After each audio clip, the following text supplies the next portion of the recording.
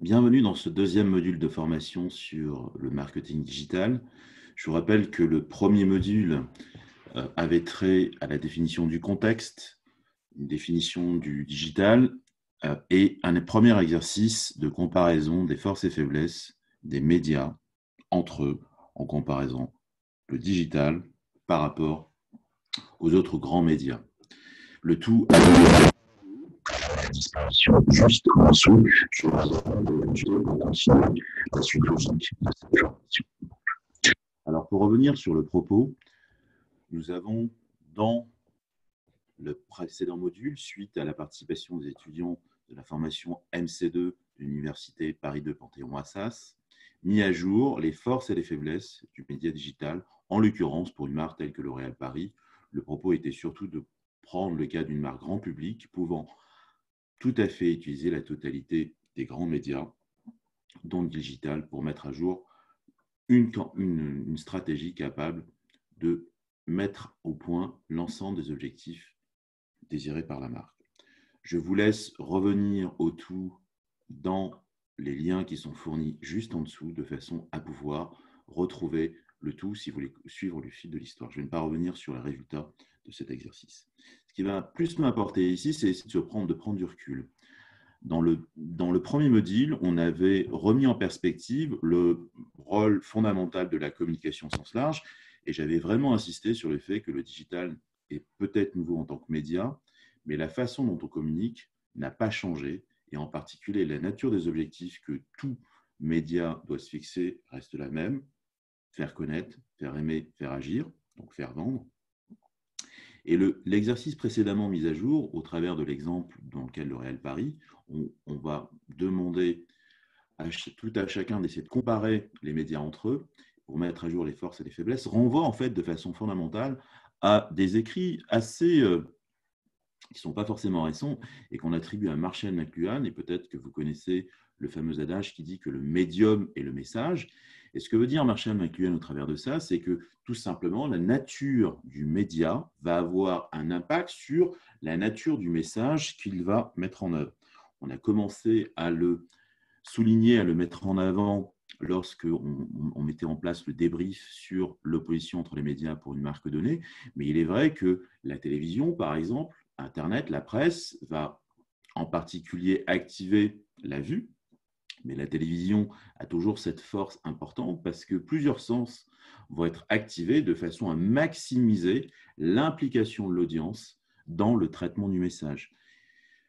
J'en parlais encore hier, lors d'une soutenance de thèse, où certains marketeurs en sciences de gestion, par rapport aux gens qui sont issus des sciences de l'information et de la communication, ne vont pas remettre en perspective l'importance du caractère actif ou passif du récepteur dans le traitement du message.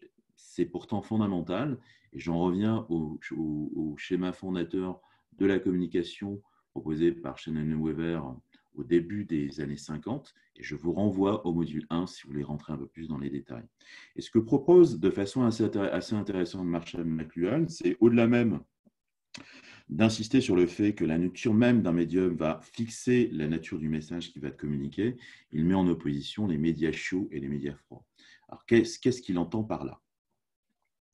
Au travers de ça, il veut dire tout simplement que le médium, en activant plusieurs sens, va être capable d'impliquer plus ou moins son audience, et il va ainsi opposer médias chauds et médias froids. Il va considérer qu'effectivement, les médias froids, au sens de McLuhan, sont le téléphone et la télévision, par exemple. On pourrait peut-être mettre également là-dedans Internet. En d'autres termes, la nature même du message, la nature même du médium, sa capacité à activer plusieurs sens, va donner un caractère plus ou moins actif ou passif au récepteur et va de même impacter la nature même du message qui va être communiqué. Je le rappelle très régulièrement, et je ne pense pas qu'il faille chaque fois estimer qu'un nouveau médium va forcément impliquer une façon de traiter les messages et une objectivité par rapport aux objectifs qui peut être différente. On retrouve assez largement dans la littérature théorique des fondements qui nous permettent de mieux comprendre le tout. Je vous invite à revisiter et à relire Marshall McLuhan en allant, par exemple, vous approprier, vous achetez le livre, ou tout simplement vous allez sur Wikipédia, l'ensemble des principaux faits et arguments annoncés par Marshall McLuhan sont mis en avant dans sa biographie. Ce qui m'amène à essayer de développer quelque chose d'important et où il y a pas mal de confusion. Pourquoi? Parce qu'on a parlé des différents médias.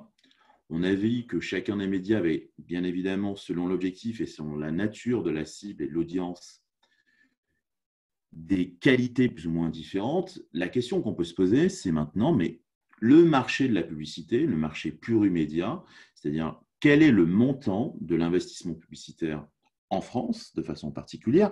Et justement, tout le monde parle du digital, mais dans quelle mesure les annonceurs investissent de façon plus ou moins importante dans le média digital? Alors, les sources que je partage ici sont relativement récentes. Elles datent de mars 2020.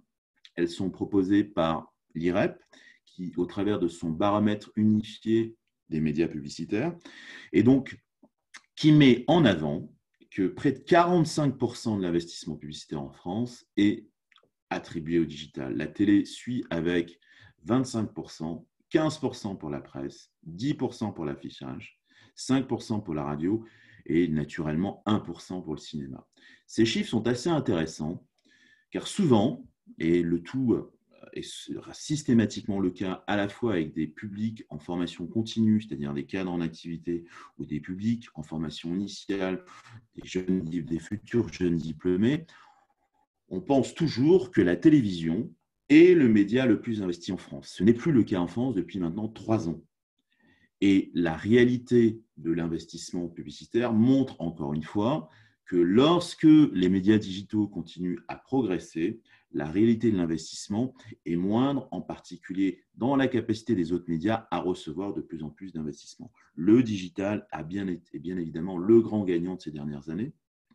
Le premier impacté historiquement fut la presse, puisqu'il y a encore 15 à 20 ans, la presse peut-être représentait 20 à 25% des investissements. Elle ne représente plus que 15% des investissements publicitaires. Et le tout peut être encore une fois expliqué par, on va dire, l'ubiquité du média digital, comme on l'a vu dans l'exercice de débrief de comparaison de forces et faiblesses des médias, puisque là, le digital peut permettre à la fois de toucher de plus en plus de gens, de travailler l'audience dans la répétition pour travailler la notoriété, d'impliquer les gens dans une audience pour développer l'intérêt, penser à l'activation de plusieurs sens pour finalement, compte tenu de la nature très ciblée des types de messages au travers de sélection de cibles très fines, maximiser l'impact sur les ventes. Je vous invite encore une fois, dans le lien de cette vidéo, de vous renvoyer au premier module et à l'exercice d'application, qui est la deuxième vidéo, qui s'appelle « Forces et faiblesses du digital par rapport aux autres médias ». La distinction, bien sûr, c'est que, bien évidemment, même si le digital, dans sa globalité, représente plus en termes que les investissements des autres médias, c'est la somme de tous les leviers digitaux. Je vous le rappelle, les plus importants sont le search, l'ensemble des publicités que vous trouvez qui sont payantes lorsque vous allez sur vos recherches Google.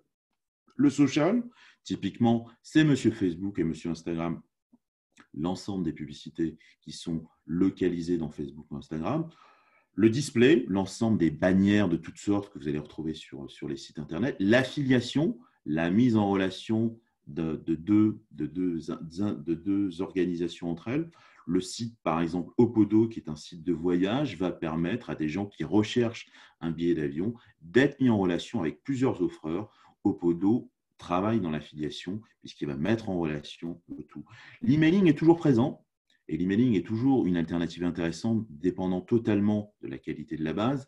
Je pense qu'en matière d'emailing, la base doit être spécialement bien travaillée, en particulier en B2B par rapport au B2C. Voilà. C'est quoi la situation dans le reste du monde? Alors, bien évidemment, de nombreux pays ont plus aujourd'hui plus de 50% d'investissement dans le digital. Nous sommes, je vous le rappelle, à 45% grosso modo en France. Certains pays comme la Chine, l'Angleterre, notre voisin britannique, historiquement, depuis maintenant 4 ou 5 ans, voire 5 ou 6 ans, le digital est devenu en Angleterre le premier média investi par les annonceurs. L'ensemble des pays de l'Europe du Nord, historiquement, avec une population très connectée, dès le départ, avec des taux de pénétration de plus de 95% de l'utilisation d'Internet, assez tôt dans le temps, très largement, de façon non surprenante, l'investissement média est très largement passé sur Internet par rapport aux autres médias. On retrouve en fait les États-Unis depuis en fait assez peu de temps, avec à peu près 50%, 54% des investissements sur l'année 2019. Et les individus sont assez surpris par ça, parce qu'on pouvait estimer que Internet vient des États-Unis pour beaucoup.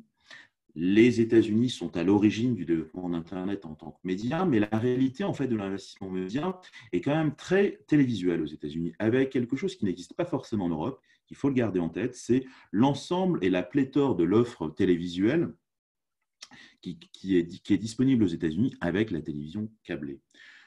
Voilà pour les principaux pays. Vous ne retrouvez pas dans ces pays-là nos voisins allemands, nos voisins italiens et espagnols qui sont, on va dire, l'Allemagne est à grosso modo au niveau de la France, peut-être avec 40 ou 45% d'investissement dans le digital.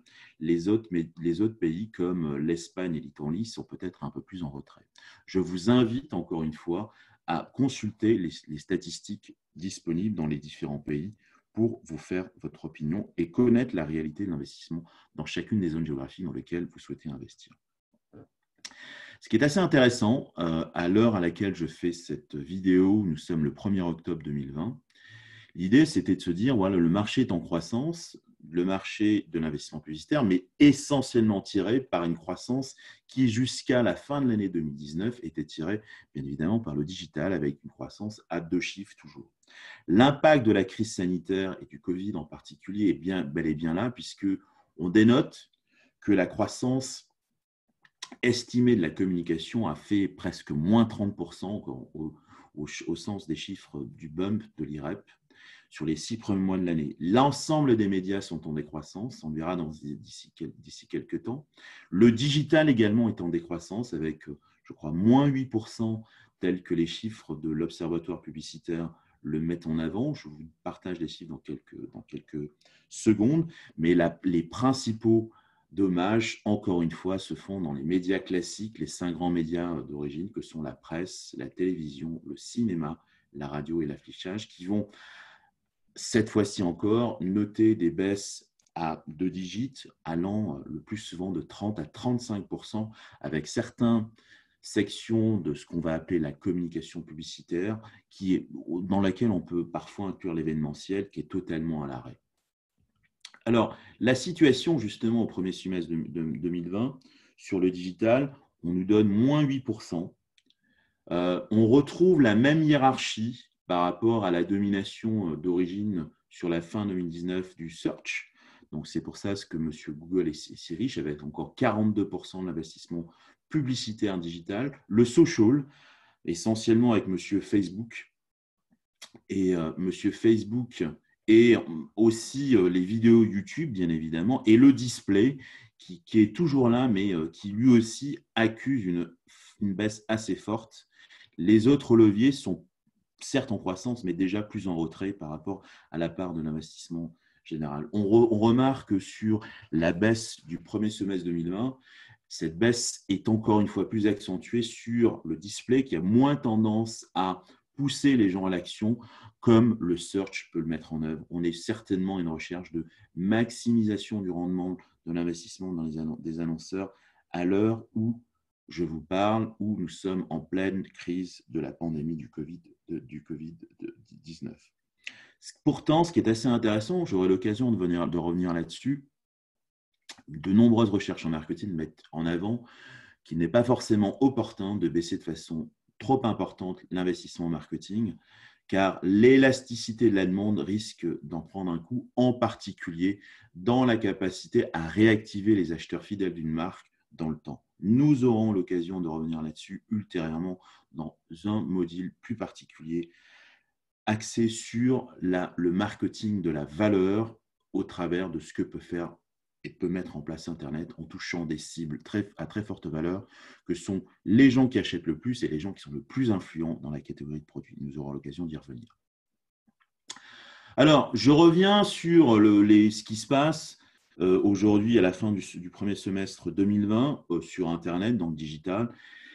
Il y a un certain nombre de secteurs qui ont vraiment effectivement plus pâti que d'autres, le voyage, l'automobile, le luxe, l'hôtellerie, les cinémas, les parcs d'attractions, et d'autres qui se tiennent toujours un peu plus le haut du pavé, mais on constate également tout levier confondu, une baisse des investissements dans le digital de l'ordre de moins 8%, une dizaine de pourcents à la fin du premier semestre 2020.